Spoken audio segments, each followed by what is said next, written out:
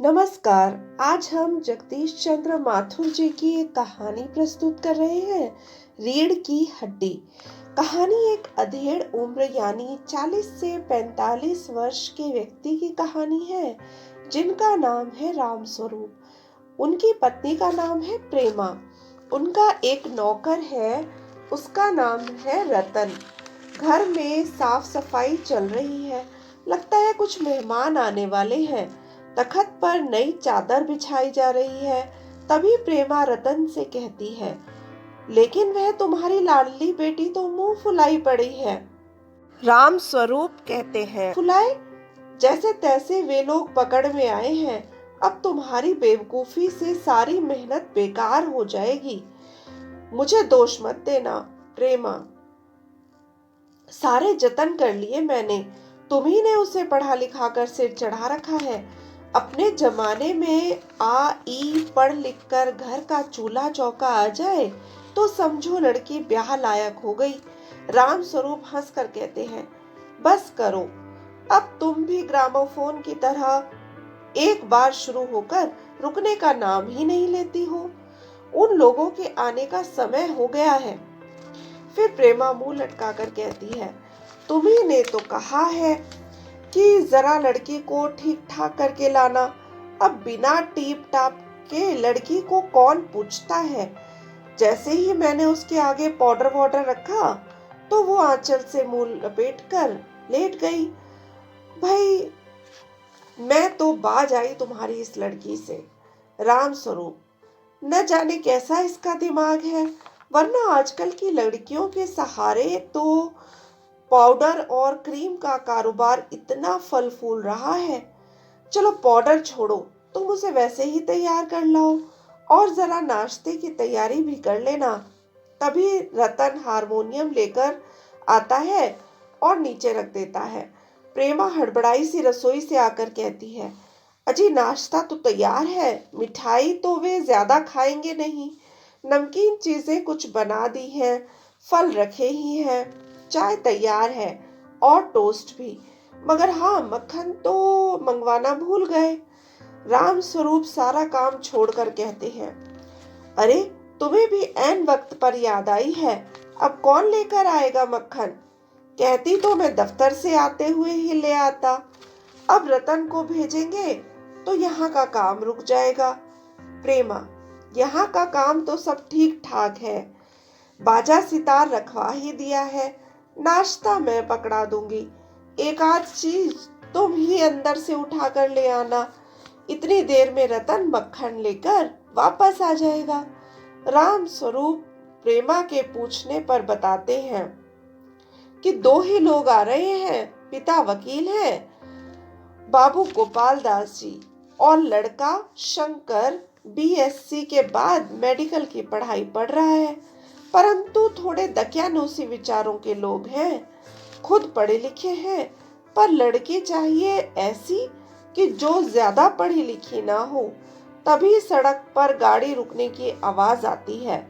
राम स्वरूप हड़बड़ाकर बड़बड़ाने लगते हैं, बाजा भी नीचे रख गया है ये कमबख्त रतन। बाजा उठाकर ऊपर रखते हैं। दरवाजा खोलकर नकली हंसी लेकर स्वागत करते हैं। हाँ हाँ हाँ, आइए आइए, इधर बैठिए। मकान ढूंढने में कोई तकलीफ तो नहीं हुई आपको? गोपाल प्रसाद जी ठाट बाट वाले आदमी लग रहे थे।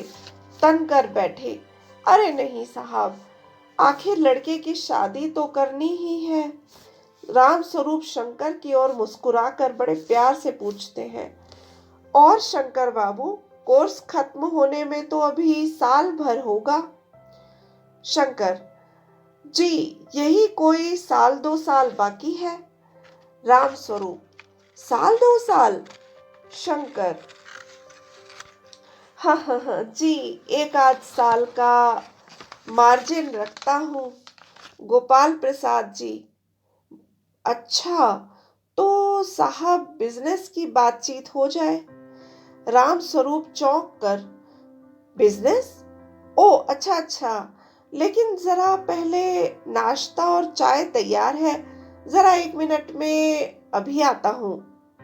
अंदर चले जाते हैं। तभी गोपाल प्रसाद जी शंकर को घूरते हुए कहते हैं, तुम्हारे दोस्त ठीक ही कहते हैं कि शंकर की बैकबोन में कुछ कमी है, जो कमर झुकी ही रहती है।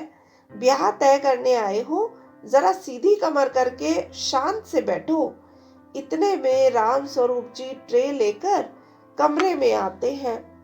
मेज पर रखकर पूछते हैं, चाय में दूध और शक्कर तो कम ही लेते होंगे। गोपाल प्रसाद जी प्रसन्नता से बोले, जी जब तक आधा दूध आधी पानी और चीनी तेज न हो तो क्या चाय पीने में मजा है। तभी शंकर की आवाज सुनाई पड़ती है, सुना है सरकार अब ज्यादा चीनी लेने वालों पर टैक्स लगाएगी। तभी गोपाल प्रसाद जी बोले, हो सरकार जो चाहे सो कर ले, पर ज्यादा आमदनी के लिए सरकार को खूबसूरती पर टैक्स लगाना चाहिए। बस यह हर एक औरत पर छोड़ देना चाहिए कि वह अपनी खूबसूरती और टैक्स खुद ही निर्धारित करे। फिर देखिए, वैसे आपकी लड़की तो ठीक ठाक है ना। राम स्वरूप जी संकोच करके कहते हैं, जी हाँ, वो तो आप अभी देख लीजिएगा। गोपाल प्रसाद जी कहते हैं, अच्छा कुछ कानों में भनक पड़ी थी बिटिया की पढ़ाई लिखाई को लेकर।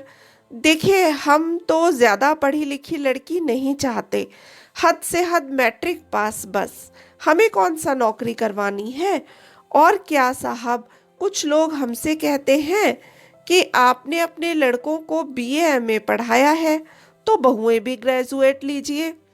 भला इन अक्ल के ठेकेदारों से कोई पूछे, मर्दों का काम है पढ़ना और काबिल होना। अगर औरतें भी यही करने लगीं तो हो चुकी गृहस्थी। कहने का मतलब यह है कि कुछ बातें दुनिया में सिर्फ मर्दों के लिए हैं। राम स्वरूप बात बदलते हुए, अरे आप चाय और लीजिए ना। दरवाजे के भीतर से आवाज लगाते हैं, अरे जरा पान भिजवा दो। पान की तश्तरी लेकर उमा कमरे में आती है, बिल्कुल सादगी के साथ, गर्दन झुकी हुई। अब गोपाल जी और शंकर भी उमा की ओर देखते हैं। तभी उमा जरा गर्दन ऊपर करके पानी की ट्रे आगे बढ़ाती है तो उसका चश्मा चमकने लगता है। बाप बेटे चौंक जाते हैं। चश्मा? राम स्वरूप सकुचा कर बोलते हैं, जी पिछले महीने इसकी आंखें दुखनी आ गई थी, सो डॉक्टर ने कुछ दिनों के लिए लगाने के लिए दिया है।